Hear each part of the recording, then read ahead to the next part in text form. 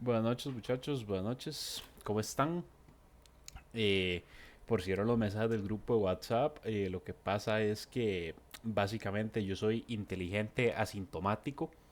Entonces grabé el video. Bueno, o sea, di la clase, ¿verdad? La sesión. Y grabé el video, pero sin audio, porque me cuesta la tabla del cero. Entonces acabo de salir de clases y vamos a hacer aquí una recapitulación de lo que vimos. Ok, lo que tenemos para esta semana es básicamente Biot-Savart, solo las bases de Biot-Savart, porque este es un tema bastante complejo en sentido de que hay muchas formas de aplicarlo y básicamente es como la primera mitad del examen, digamos. Así como mucho del campo eléctrico que se vio era ley de Gauss, casi que la mitad de este examen va a ser Biot-Savart y luego les meten inducción. Pero por ahora esto es lo que nos importa. Entonces yo sé que generalmente yo no explico mucha teoría porque pues ustedes tienen a Jerry que es claramente mejor que yo y pues en términos de teoría siempre hay más herramientas, digamos. Pero sí me interesa ver tal vez un poco como las bases de Yot por encima, de una manera muy resumida y cruda, se ha dicho, pero eficiente, podríamos decir, en el sentido que vamos a ver exactamente qué es Biot y para qué se usa. Entonces, ¿qué es Biot y para qué sirve? Básicamente, Biot-Savart es la ley que ustedes van a usar, es el cálculo que ustedes van a dar cuando tiene un campo magnético generado por algo. Entonces, les hablan de un alambre, les hablan de una espira, les hablan de un solenoide, de un imán, de un planeta. Si les dicen, yo tengo algo que genera un campo magnético, se viene Biot-Savart. No es como en fuerza, que generalmente lo que ustedes hacen es o que les dan el campo magnético o tienen que despejarlo de la fuerza. No, aquí lo que les van a dar es un objeto, una configuración, y les van a decir, ok, dada esta configuración, sáqueme cuál es el campo magnético que genera. Esa es la clave, o sea, el campo magnético que genera esa configuración. Y, ok, ¿a qué me refiero yo con configuración? Básicamente van a ver en los problemas que resuelvan tanto con Jerry como con el libro o por ustedes mismos que los problemas de este tipo de Biot tienen formas.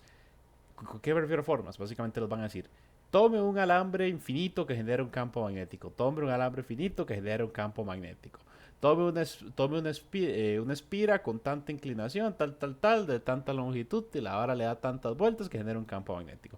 Tome un solenoide de tantas vueltas que genera un campo magnético. Tome un imán de no sé qué mierdas de dimensión que genera un campo magnético. Esas son las formas que tiene Yotzabar. Entonces, lo que nosotros vamos a hacer ahorita es entender cómo funciona el planteamiento en la forma más básica, que es el alambre. El alambre o el cable conductor. Y la próxima semana vamos a ver diferentes formas, como más clásicas, digamos, y más complejas, aplicando los principios que vamos a ver hoy. Entonces, sabemos que el campo generado por algo es Biot-Savart. Estas son las dos fórmulas, como decir, claves en su forma más primitiva, más elemental. Y aquí hay un detallito que tenemos que tener en cuenta. Bueno, en realidad son dos, pero vamos a ver este detallito primero. Que es básicamente que el vector de ese campo magnético va a ser perpendicular con el vector de recorrido. Y el vector de campo magnético va a ser perpendicular con el vector R. Ok, vamos por partes. ¿Qué es el vector de recorrido? ¿Qué es ds? ds, como les dije, es recorrido y básicamente simboliza la distancia con la que ustedes están trabajando. Entonces, si les dicen que el alambre es de. El alambre va de tal punto a tal punto y usted saca un diferencial para expresar esa distancia, ese va a ser su diferencial de recorrido. Si ustedes están trabajando con una espira y saca un diferencial para esa distancia de recorrido, pues ese va a ser su diferencial de recorrido. Entonces van a ver que esta notación puede cambiar. Les pueden poner ds, dl, dy, dx. Básicamente eso es lo que significa. Es un diferencial de la trayectoria que ustedes están haciendo o les interesa hacer. Y el detalle importante aquí es que siempre apunta hacia la dirección de la corriente. Esta figura que ven aquí, que yo sé que yo soy un artista innato, básicamente es la configuración estándar para plantear la ley de Biot-Savart. Vamos a imaginarnos que esto es un conductor, es un cable. Este cable pues conduce una corriente. Como dijimos ahorita, este vector de recorrido siempre va a ir en la misma dirección que apunta la corriente. ¿Y por qué es importante esto? Porque este tipo de problemas les van a decir que la corriente va para un lado y que calcule el punto P en algún lado a la par de ese conductor. Entonces vamos a decir que, ok, en esta dirección va la corriente, tenemos un punto P, que sería el campo magnético afuera, y un punto P, que sería el campo magnético adentro. Yo puse aquí adentro y afuera simplemente para diferenciarlos, pero no son términos técnicos. ¿Qué hago yo con esto? Yo puedo plantear este sistema que siempre va a ser el mismo. Yo puedo decir, ok, al punto P va a ir un R y al punto P va a ir otro R de dirección. Entre el R de dirección y el DS va a haber un ángulo θ. Y como dijimos, el campo magnético tiene que ser perpendicular con este DS. Y el campo magnético también tiene que ser perpendicular con el DR. El ángulo siempre lo vamos a poner entre estos dos, como decir, o sea, va de R hacia DS. Y esta configuración que ustedes ven aquí es la clave para plantear Biot-Savart y empezar a resolver. La otra peculiaridad que tenemos es que el módulo de dB puede sacarse con sus coordenadas o con estas dos fórmulas. Módulo se refiere a magnitud, para que sepan. Entonces, ¿a qué me refiero con eso? Si a ustedes solo les interesa el valor y ya o van a sacar la dirección o ya tienen la dirección por otros métodos, ustedes para el valor pueden usar esta fórmula que están tomando en cuenta el seno de este ángulo θ que se forma aquí. Aquí les pongo el recordatorio que θ es el ángulo entre R y DS. Como ven, es una explicación extremadamente corta y cruda de lo que es Biot-Savart, pero es tal vez como la base que ocupamos saber por ahora. Biot-Savart es lo que se usa para saber el cálculo, para saber cuánto vale el campo magnético generado por algo. Ok, problema 1, la forma más básica, como les dije, el alambre. Considera un pequeño campo, un pequeño alambre, perdón, con una corriente I y calcule el campo magnético en el punto P. Ok. Vamos por partes. Vamos a hacer zoom aquí. Esto es un alambre. Mide una longitud L. Es finita. Y tenemos la dirección en la que va la corriente. Que va de abajo hacia arriba. Tenemos un punto P que está a una distancia A. Y sabemos que ese punto P está perpendicular con el alambre. Es decir, aquí va un ángulo de 90. ¿Qué son estas X y qué son estos puntos? Básicamente, la dirección del campo magnético nosotros podemos sacarla utilizando nuestra mano derecha. ¿Cómo hacemos eso? Si recordamos los conceptos de cómo funciona la regla de la mano derecha de física 1, podemos hacer algo similar. Vamos a decir, digamos, aquí como decir, viendo la pantalla, la tablet, la compu, lo que sea, vamos a coger nuestra mano derecha y vamos a extenderla de manera que la palma esté, como decir, apuntando hacia la pantalla. Entonces extendemos el brazo derecho. El pulgar lo levantamos porque el pulgar tiene que apuntar a la dirección en donde va la corriente. Y lo que hacemos es tratar como de agarrar el alambre, como si fuera una barra, lo que hacemos es darle la vuelta a los dedos, como decir, agarrando la barra. Y cuando hacemos esto, ¿qué pasa con las puntas de los dedos? Quedan apuntando hacia la pantalla, quedan apuntando hacia adentro. La dirección de la punta de los dedos va a ser la dirección del campo magnético. Entonces, en este caso, la dirección de la corriente es hacia arriba. Y si nosotros vemos este alambre de frente, le damos la vuelta a los dedos y quedamos que el campo magnético tiene una dirección de menos Z, es decir, va hacia adentro. ¿Por qué menos Z? Porque en esta dirección sería una coordenada X, en esta dirección sería una coordenada Y. Entonces, para adentro o para afuera sería una coordenada Z. Entonces, como está entrando a la pantalla, por así decirlo, tiene una coordenada de menos Z. Si nosotros tuviéramos el punto aquí, si el punto P estuviera aquí, básicamente va a pasar al revés, porque tenemos que cambiar la dirección de la mano con la palma apuntando hacia afuera de la pantalla, por así decirlo, otra vez pulgar hacia arriba, y cuando cerremos la mano, las puntas de los dedos nos van a quedar apuntando hacia afuera de la pantalla. Entonces el campo magnético, si fuera ese punto P en el otro lado, iría para afuera de la pantalla. Por eso es que en este dibujo que habíamos visto antes, yo especifiqué un P afuera y un P adentro, porque son en este caso de alambres de varilla, son esas dos direcciones que va a tener. Pero bueno, aquí nos están diciendo que el campo, bueno, nosotros estamos en nos están diciendo el punto P y nosotros estamos diciendo entonces que el campo iría para adentro. Planteamos Biot-Savart, lo básico, y decimos que Biot-Savart va a ser la permeabilidad en el vacío, mu sub 0, por la corriente, por 4pi, dividido entre 4pi, por el dl seno de θ dividido entre R2. Aquí tenemos un par de problemas. No tenemos la menor idea de dónde está θ y cuánto vale. Y no sabemos qué hacer con este DL, porque nosotros solo sabemos que esta varilla mide un L, pero no sabemos dónde está ese DL ni qué significa. Entonces vamos a hacer un pequeño cambio. Vamos a cambiar DL por DY. ¿Por qué DY? Porque ya hemos dicho que en esta dirección vamos a tener un eje Y. Entonces vamos a tomar un punto aleatorio que vamos a tomar como DY y va a estar a una distancia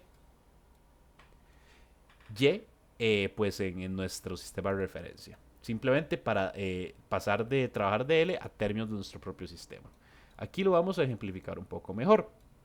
Básicamente, lo que vamos a hacer es plantear el sistema que habíamos visto en la figura ahorita que yo dibujé el cable.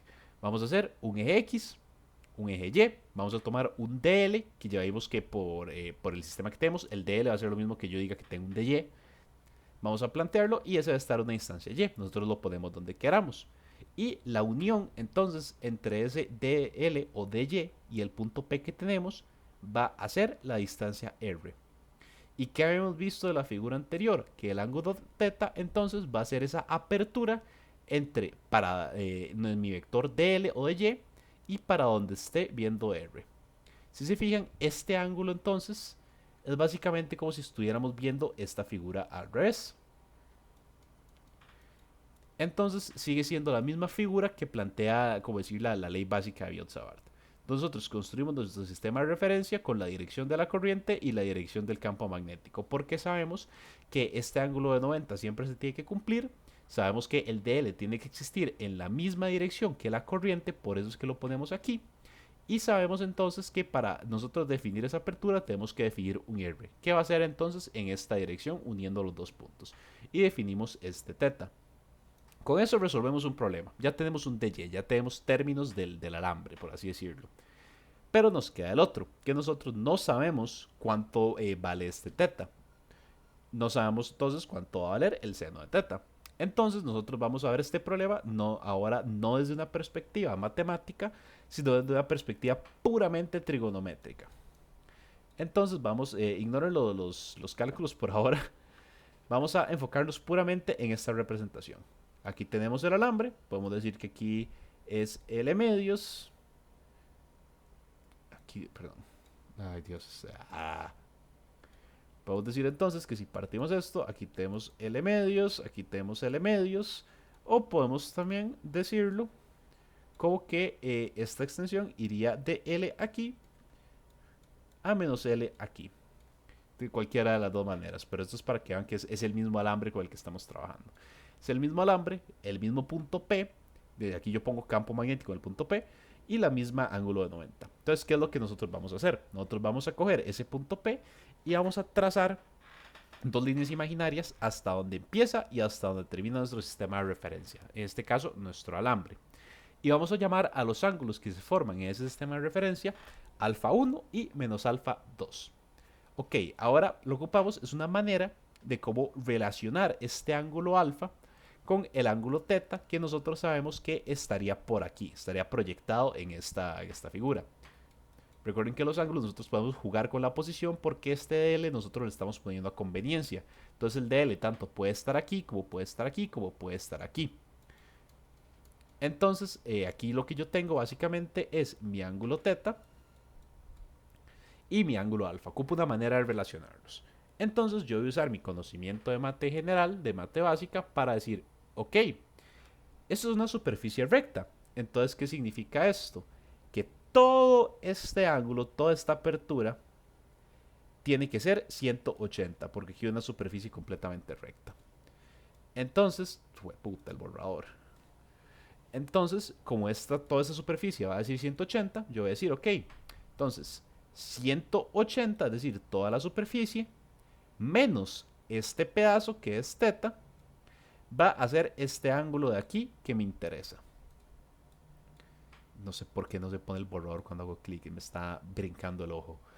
Entonces, yo para este pedazo voy a decir, ok, 180 menos θ.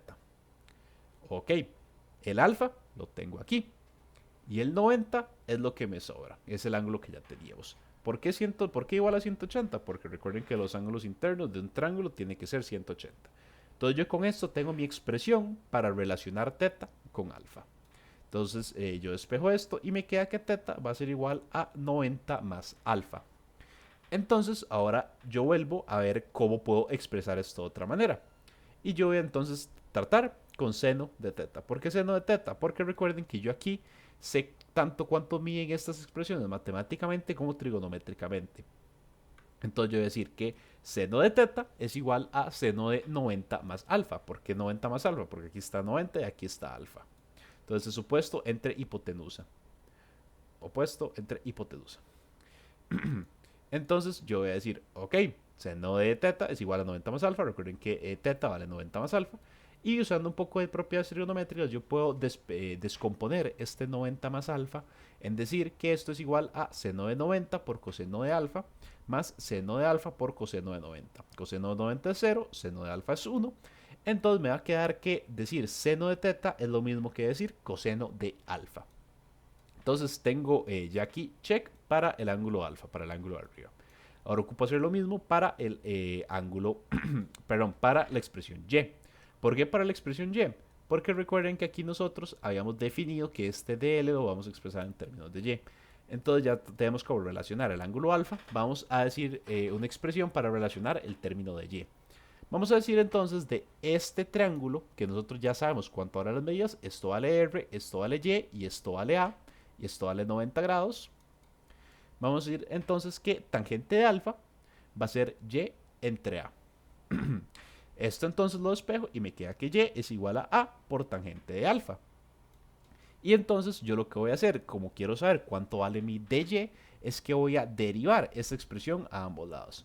Entonces derivo a ambos lados y me va a quedar que dy es igual a alfa por secante cuadrada de alfa por d alfa. ¿Y por qué es importante este término? Porque entonces ya yo no solo tengo qué significa de y, sino que yo tengo qué significa de y tengo mi variable de integración. Porque recuerden que al igual que con ley de Gauss, la idea de esto es integrar para saber el valor que estamos sacando. Entonces ya con esto yo sé en qué tengo que integrar. Tengo que integrar en mis ángulos alfa. Y finalmente lo que vamos a hacer es relacionar nuestra variable r, que es la que nos falta. Otra vez, aquí sabemos cuánto vale r, sabemos cuánto vale dl y sabemos cuánto vale alfa. Nada más recordemos que en la fórmula de Biot-Savart este r va al cuadrado. Entonces vamos otra vez a proponer que coseno de alfa es igual a dividido entre r. Despejamos r, que nos va a quedar que r es igual a entre coseno de alfa. Y de aquí entonces podemos decir que r es igual a por coseno de por secante, perdón, de teta. Finalmente vamos a elevar al cuadrado porque ocupamos un r al cuadrado y nos va a quedar que ese r al cuadrado entonces es a la 2 por secante de teta. Y con eso tenemos todas las expresiones para coger esta fórmula de acá, la fórmula de Biot-Savart, y expresarlo ya en todos los valores que técnicamente sí conocemos. Y si fuera que no los conocemos, vamos a integrar para conocerlos. Entonces, bueno, esta es la parte de la integral que no cambia y vamos a sustituir entonces el dy por el dy. Vamos a sustituir el r y vamos a sustituir, que nos falta aquí, el seno de teta, que sabemos también que es coseno de alfa. Entonces, en esta expresión, ¿qué va a pasar? Que secante de alfa se me va a ir con secante de alfa. Aquí se me va a ir un alfa con un alfa.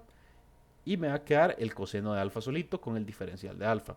Entonces me va a quedar que el campo magnético para este punto P va a ser igual a la permeabilidad en el vacío por la corriente dividido entre 4pi por alfa por coseno de alfa derivado entre, entre alfa. Entonces, ¿qué me dice a mí esto?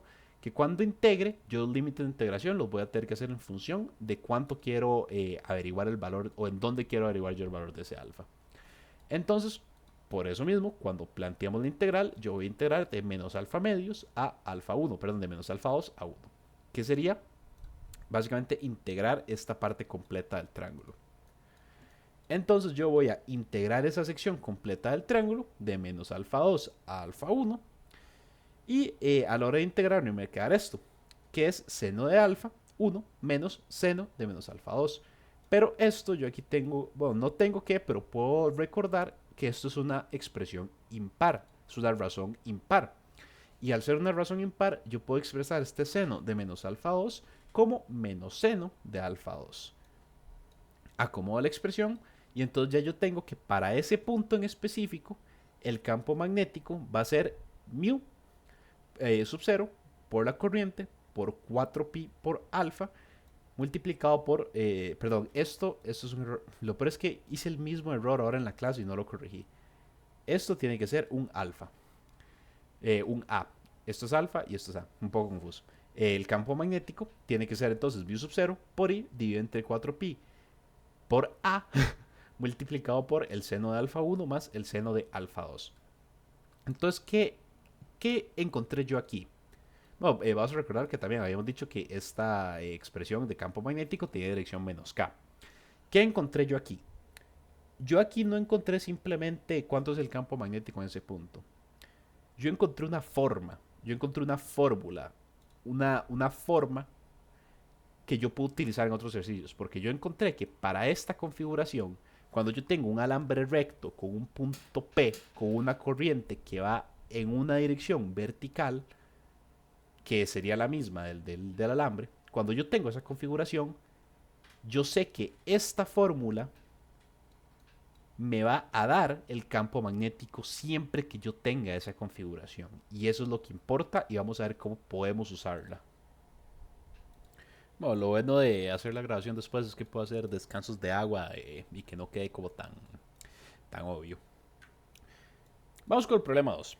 Considere dos alambres infinitos, diferencia importante, estos son infinitos, y determine el campo magnético en el punto P si por ambos alambres pasa una corriente I. Nos dan la dirección de la corriente y yo voy a llamar a este alambre 1 y a este alambre 2. ¿Qué es el principal elemento que tiene que entrar aquí? La malicia indígena, la garra. ¿Por qué? Porque yo puedo llegar y ponerme a descomponer esto en un montón de partes y componentes y sacar ángulos aquí, tus, y volverme aceite. ¿Pero para qué? Si esto es exactamente la misma configuración que acabamos de sacar aquí arriba. Aquí yo tengo un alambre y a la par está mi punto P. Y yo tengo una corriente que está yendo en la misma dirección de la longitud de mi alambre. Aquí yo tengo un alambre con una corriente que está yendo en la misma dirección de la longitud de mi alambre. Y aquí un punto P. Es exactamente la misma configuración. Ese es el tipo de cositas que hay que ver. Entonces aquí vamos a aprender sobre otro concepto, que es el principio de superposición. A mí me están pidiendo el campo magnético que generan estos dos alambres. El principio de superposición para este tema en ejecución es muy fácil. Porque básicamente el principio de superposición a mí me dice, ok, usted ocupa el campo magnético que generan estas dos cosas. Sume campo magnético en cosa 1 más campo magnético en cosa 2. Y literal, ese es el principio de superposición para este tipo de problemas en Biot-Savart. Cosa 1 más cosa 2 es igual cosa total. Entonces yo voy a hacer eso. Vamos a sacar el campo magnético de una cosa y sacar el campo magnético en otra cosa.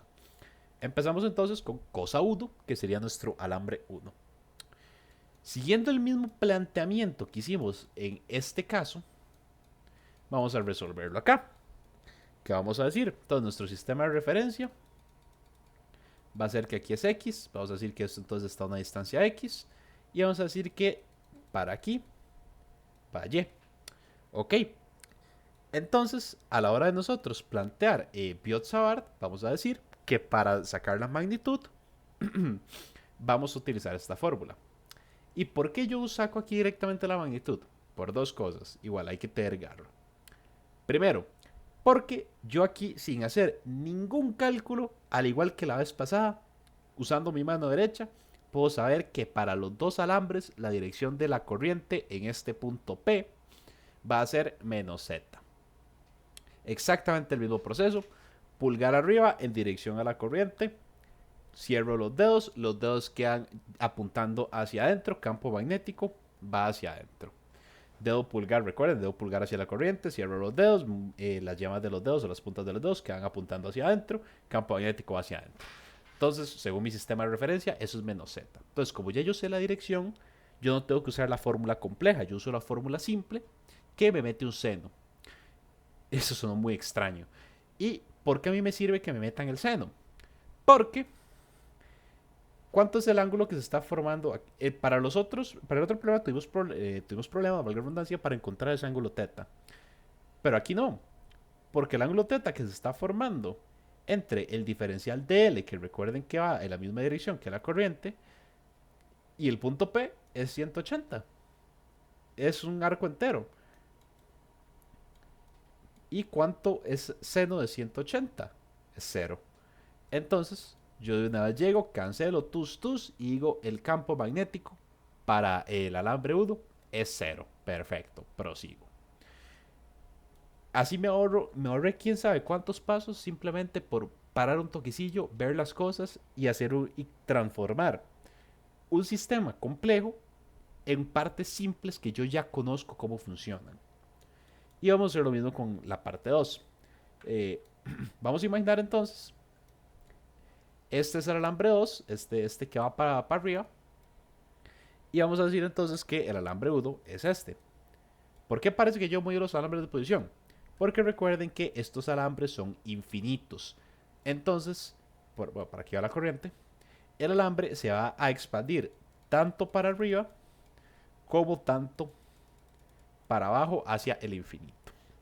Entonces aquí sí tenemos la misma configuración básicamente que tenemos en el problema anterior. El punto P, esta distancia ya sabemos que es X, y tenemos ángulos aquí. Un ángulo total alfa, que yo estoy diciendo que la componente 1 del ángulo vale 0 y la componente del ángulo 2 vale 90. Ahora, ¿de dónde putas me invento yo que la componente 1 vale 0 y la componente 2 vale 90? Vamos otra vez aquí. Yo esto lo van a escuchar muchas veces en este video y en los próximos. Vamos a sacar un poco la malicia y vamos a pensar esto bien. Estos son dos triángulos, ¿verdad? Triángulo aquí, triángulo acá. Si yo solo tomo el triángulo de abajo, ya yo sé que este ángulo es 180. Entonces, por ahora, yo no tengo que poner la atención a este ángulo porque no me interesa, porque ese es el ángulo que nos está afectando para el alambre 1. Entonces, para el alambre 2, yo voy a enfocarme solamente en este ángulo. Voy a sacar el valor que tenga alfa 2 y con ese valor yo puedo completar el otro. Entonces, ¿cuál es el valor de alfa 2? Aquí hay 90 grados. Y podemos decir, así arbitrariamente, que este ángulo de aquí vale 30, por decir algo. Pero ¿qué pasa? Que este alambre es infinito, va infinitamente hacia abajo. Entonces el ángulo que hubiera valido 30 aquí, aquí vale 45, luego aquí vale 60, luego aquí vale 70, luego aquí vale 80, luego aquí vale, ajá, entienden la idea, digamos, va a ir creciendo porque la varilla, el alambre va a ir haciéndose hacia abajo y cada vez ese ángulo entonces va a ser más obtuso, va a ser más grande. Y aquí viene la parte bonita de este tipo de problemas, de parar un toquecito y pensar, bueno, a mí me parece bonito, a mí me parece vacilón. Esto es un triángulo, entonces nosotros pensemos, si yo tengo que esto se está expandiendo y está formando un triángulo infinitamente, ¿cuál es el último valor que a mí me puede funcionar antes de que se rompa la igualdad de que los ángulos internos de un triángulo tienen que formar 180? El último valor en que a mí me funciona eso es 90 grados. Porque si este forma 90 y si este forma 90, aquí tiene que haber un ángulo de 0. Es el último valor en que a mí me puede funcionar eso. Obviamente esto es básicamente imposible dibujar porque es algo casi que hipotético. Pero este es el último valor en que un triángulo puede funcionar. Porque cualquier grado más que metamos en cualquiera de los lados nos destruye el teorema de que los ángulos internos de un triángulo tienen que formar 180 grados. Entonces, cuando esa distancia del alambre va a tender a infinito, ese ángulo va a llegar a su límite de 90. Entonces, como este ángulo está llegando a su límite de 90, ¿qué significa? Que el otro ángulo tiene que llegar a su límite de 0 para que la igualdad se mantenga. Porque en el momento que yo le sume cualquier cosa a este 0, se me rompe la igualdad porque también tengo que sumárselo a este 90. Porque recuerden que todo esto es un ángulo en conjunto. Entonces yo necesito que esta parte me sea 90 y esta parte me sea 0 para que básicamente ese triángulo se mantenga. Y hasta cierto punto, si ustedes lo ven, tiene sentido. Eso es porque aquí entonces va a ser 90, esta parte, esta abertura va a ser 0 Y ese 0 es lo que me contribuye también a que la apertura de 180 acá me tenga sentido. Porque otra vez no le estoy sumando nada. Estoy en el máximo que puede ser ese arco. Entonces, sabiendo eso, ahora sí, vamos a plantear la fórmula que teníamos del problema pasado, que es que el campo magnético en este punto va a ser igual a mu sub 0 por la corriente, dividido entre 4pi por x. Este x sería a en el otro problema, nada más que ahora sabemos que esa distancia es x. Y vamos a multiplicarlo entonces por seno de 0 más seno de 90. Entonces esto se nos va a cancelar y nos va a quedar entonces que el campo magnético en el punto 2 va a ser mu sub 0 por la corriente dividido entre 4pi por x. Sumamos los dos por el principio de superposición, nada más que en el otro caso pues era 0. Y recordemos que habíamos dicho que la dirección de este va a ser menos k por la regla de la mano derecha. Y por cualquier vara recuerden que el campo magnético se expresa en teslas. Entonces si ustedes ven, utilizando esta forma de problema que nosotros ya sabemos, nosotros podemos resolver un problema más complejo porque estamos básicamente simplificándolo en términos de algo que nosotros ya conocemos y sí entendemos. Vamos a ver este concepto otra vez. El problema 3 nos dice, considera un cuadrado de longitud L de 0,4 metros que transporta una corriente I de 10 amperios. Calcula el campo magnético en el punto P en el centro del cuadrado. Bueno, aquí los dibujos ya están hechos, entonces ustedes les spoilea qué es lo que va a pasar. Pero básicamente, ¿qué es lo que nosotros decimos aquí? Aquí nosotros solo tenemos un cuadrado, nos dicen cuánto valen los lados, que pues por ser un cuadrado lógicamente van a ser iguales, y nos dan cuánto vale la corriente. Y aquí nos dicen que la corriente va en esta dirección. Entonces, ¿qué puedo imaginarme yo? ¿Qué puedo proponer yo? Ah, mae, ok. Esto es como si yo tuviera 4 alambres, todos con una corriente. Entonces, básicamente yo tengo esta configuración 4 veces.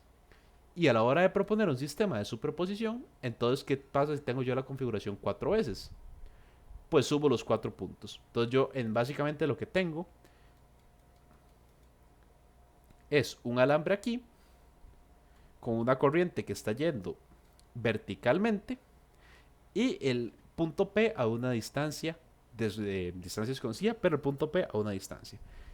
Yo tengo la misma configuración 4 veces. Entonces aquí ni siquiera, o sea, este cuadrado a mí en ningún momento me están diciendo que está hecho de cables, que está hecho de alambres. No, yo básicamente estoy yendo un paso extra pensando fuera de la caja y diciendo, no, es que yo puedo entonces trabajar este cuadrado como si fueran 4 cables, como si fuera 4 veces una configuración que yo conozco. Ese es el método de Biot-Savart, ese es el toque. Coger un problema que ustedes no entienden y pasarlo a términos, a formas, a fórmulas de problemas que ustedes ya han resuelto y aplicar los cambios que les toque por medidas o ese tipo de cosas. Pero esa es la idea principal de Biot-Savart. Coger una figura que ustedes no conozcan y trabajarla con un método, con una herramienta que ustedes sí conocen. Entonces, bueno, dicho esto, empecemos como hicimos antes, sacando el campo magnético para P1, que sería pues para este alambre. Si simplificamos los lados del cuadrado, básicamente, bueno, aquí tenemos un lado del cuadrado, aquí tenemos otro lado del cuadrado. Como sabemos que el lado del cuadrado mide L, vamos a decir entonces que esta distancia de donde termina un lado del cuadrado al centro, pues va a ser L medios. Igual aquí va a ser L medios. Entonces, como todos los lados de un cuadrado son iguales, esta distancia también va a ser L medios. Y por ende, esta distancia también va a ser L medios. Y si aquí estuvieran los otros lados, también va a ser L medios y L medios, ¿me entienden la idea? Entonces, ¿qué significa esto? Que el cateto va a ser L medios, el cateto va a ser L medios. Entonces, yo sé cuánto es esta distancia del punto P, que va a ser L medios. Ok, entonces eso a mí me resuelve el problema de las distancias porque me da a entender que todas las distancias van a ser iguales. Entonces ahora yo lo que necesito son los ángulos. Necesito cuánto vale este alfa 1 y cuánto vale este alfa 2. Entonces, como ya yo sé las distancias, voy a plantear una tangente para saber cuánto vale mi alfa 1. Opuesto entre adyacente, que yo sé que valen L medios y L medios. Entonces, tangente de alfa 1, opuesto entre adyacente, L medios entre L medios. Y pues una cosa entre su misma cosa va a ser 1. Entonces yo puedo reescribir esto, despejarlo y decir que alfa 1 va a ser igual a tangente a la menos 1 de 1. Y si nosotros resolvemos este valor con calculadora, nos va a dar que esto va a ser 45 grados. ¿Y qué pasa aquí? ¿Por qué yo digo que estos son iguales? Porque aquí yo básicamente tendría que hacer el mismo proceso para el cuadrado de abajo, perdón, el triángulo de abajo. Pero pues todos los lados son iguales. Entonces, si todos los lados son iguales, yo básicamente aplicaría otra vez tangente de alfa 2 es igual a L medios sobre L medios, eso va a ser igual a 1 y me va a quedar otra vez que es 45 grados, porque todos los lados son iguales. Entonces, los dos ángulos yo los tengo. Yo tengo alfa 1 y tengo alfa 2. Entonces, vamos a plantear la ecuación que ya conocemos para este tipo de problemas. Mu sub 0 por la corriente dividido entre 4pi L medios. Aquí entonces este 4 se me va a hacer un 2 porque se cancela con este 2. Y yo tengo la suba de seno de 45 grados, que entonces pues seno de 45 más seno de 45 es 2 seno de 45. Y vamos a recordar de lo que es trigonometría. Esto no es necesario, pero pues como nosotros no tenemos los valores de todo ahorita mismo, pues se nos hace más fácil para términos de fórmulas. Vamos a recordar que seno de 45 grados es raíz cuadrada de 2 dividido entre 2. Entonces, bueno, a mí este 2 se me va a cancelar con el 2 abajo de la raíz cuadrada. Y me va a quedar entonces que el campo magnético para la configuración P1 va a ser igual a mu sub 0 por la corriente dividido entre 2pi por L por raíz cuadrada de 2 en dirección menos K. Ya esta dirección, otra vez, yo sé que ya tienen que estar malditos de escuchar esto, pero entonces, si la corriente va hacia arriba, pulgar hacia arriba, yo agarro el alambre y los dedos me quedan apuntando hacia dentro de la pantalla, es decir, menos K, menos Z. Uy. Entonces, por eso es que yo puedo decir que la dirección es menos Z. Ahora, yo aquí pongo todas las magnitudes iguales por simetría y haciendo regla a la mano derecha, todos los campos apuntan a menos K. ¿Qué quiero decir con esto? Ya me han escuchado decirlo varias veces, pero pues es un cuadrado, todos los lados son iguales y sabemos cuánto miden, entonces todos los ángulos son iguales y sabemos cuánto miden, todos los alfa van a ser iguales y cuánto miden. Entonces, si yo hago esta configuración, aquí lo hicimos con el 1 y con el 2. Si yo lo hago con el 2 y en el 3, con el 3 y el 4, con el 4 y el 1, para todas las configuraciones yo voy a llegar exactamente a lo mismo. Todas las magnitudes van a ser iguales. Y vamos a ver entonces para las direcciones. Aquí a mí me dan para dónde es la dirección de cada una de las corrientes en cada uno de los lados. Para todas las direcciones, entonces, si yo repito la regla de la mano derecha, pulgar hacia la corriente, cuando yo cierre los dedos, siempre me van a quedar apuntando los dedos hacia abajo. Perdón, hacia adentro. Entonces, para todas va a ser menos Z. Ojo, si la dirección de estas corrientes cambiara, eso, pues esa dirección de campo eléctrico también va a cambiar y eso habría que tomarlo en cuenta. Pero en este caso, todas me apuntan a menos Z. Entonces, básicamente, ¿qué significa eso en términos simples? Yo puedo coger esta expresión y zamparlo en 4 por los 4 lados del cuadrado. Entonces, lo que estoy haciendo es multiplicar la expresión que sacamos por los 4 lados del cuadrado. Este 2 se me va a ir con este 4 y se va a hacer un 2. Entonces, a la hora de ya ponerle valores a todo, vamos a decir que es 2, que va a ser este, por la permeabilidad en el vacío, que es 4pi por 10 a la menos 7. El pi se me va a ir con el pi. Por la raíz de 2, que no se nos olvide, y por 0.4, que es la longitud. 10, en este caso, sería 10 amperios, que es la corriente. Entonces yo multiplico todo, me da 28,3 por 10 a la menos 6 teslas. Y para efectos de la respuesta, porque el campo eléctrico es un vector, pongo magnitud y dirección. Pongo que el campo magnético entonces va a ser igual a 28,3 microteslas en dirección de menos K. Esos son todos los problemas que vamos a ver por esta semana, porque me interesa que este concepto básico de ley de Biot-Savart quede bien, quede fijo. Que es el concepto que para todos los problemas vamos a coger la forma de la ley de Biot-Savart más simple que podamos y la vamos a aplicar a las configuraciones del problema. Entonces, si no importa si nos da una espira de dimensiones rarísimas, si nos da un solenoide de dimensiones rarísimas, vamos a coger la ley base que encontremos y nada más vamos a ajustar para los cambios que nos está dando el sistema. Y si después nos pone una figura que definitivamente no conocemos, lo que vamos a hacer es aproximarla a una figura que sí conozcamos, que sí sepamos cómo resolver y pues vamos a resolverla de esa manera. Esa es la clave de Biot-Savart, esa es la clave de esos problemas, que es pues tal vez la parte más importante que toca entender para este examen. entender que aunque a primera vista ustedes no reconozcan la figura que están viendo del examen, siempre van a poder aproximarla a un modo más simple que puedan resolver con este método. Y pues esa es la lección de hoy. Entonces ahí cuando vean este video pues me escriben cualquier dudilla. Y muchas gracias por escuchar. Nos vemos.